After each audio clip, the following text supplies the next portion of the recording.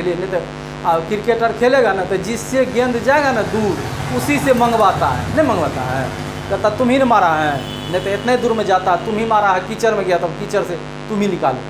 हाँ, बच्चा सबका जब देखेगा ना क्रिकेट खेलते हुए तो जिससे गेंद जाता है झाड़ियर में उसी से निकलवाता है।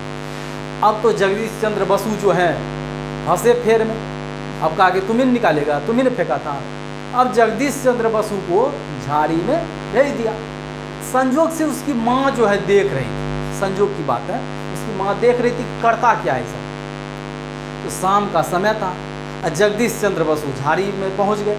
अब गेंद जब लटका हुआ रहता है तो गेंद लटका हुआ तो थोड़े निकल जाएगा।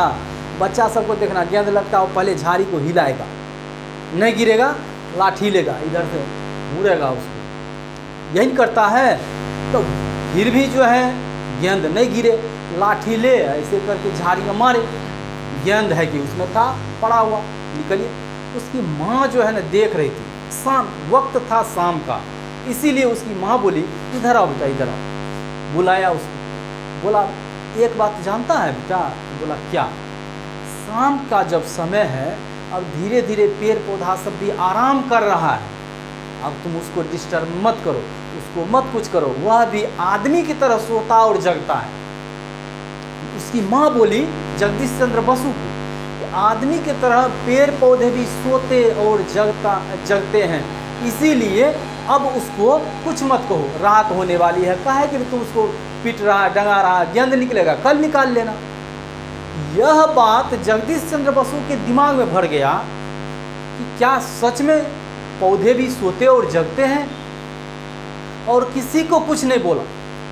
वह दिमाग में उसको रहा और शांत हो गया। कल सुबह हुई, गेंद निकाला गया, लेकिन जगदीश चंद्र बसु के दिमाग में यह उसकी मम्मी का बात घर कर गया कि पौधे भी सोते और जगते हैं। इसके बाद धीरे धीरे बड़े हुए, धीरे धीरे, लेकिन उसके दिमाग में चलते रहा।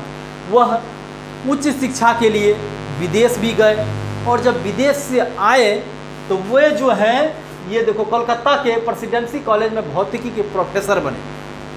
और प्रोफेसर जब बने ना तो हिंदी में पढ़ाते थे, हिंदी मीडियम में पढ़ाते।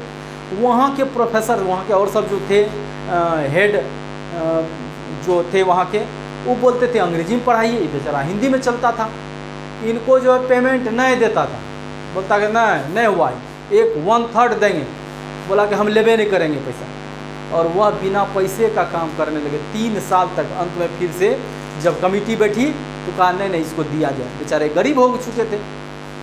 कुछ दिन के बाद जो है ये कॉलेज छोड़ दिए, बट ऐसा नौकरी क्या करेगा जिसमें कि पैसों नहीं मिलता, और अपना शोध पर लग गए कि ये जो पेड़ पौधे हैं कब सोते हैं, कब जगते हैं, गति क्या है, वह क्या सोचते, उसके पूरा डीपली नॉलेज जो है एक मशीन बनाया, और पेड़ पौधे का अध्ययन करने के लिए वो मशीन का उपयोग करने लगे।